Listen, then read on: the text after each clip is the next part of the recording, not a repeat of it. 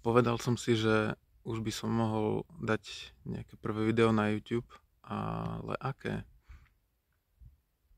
Odkladám to už veľmi dlho. Ťažko sa mi rozpráva na kameru. Robím veľké pauzy. Neviem vybrať pozadie. Práve, práve pracujem, som špinavý.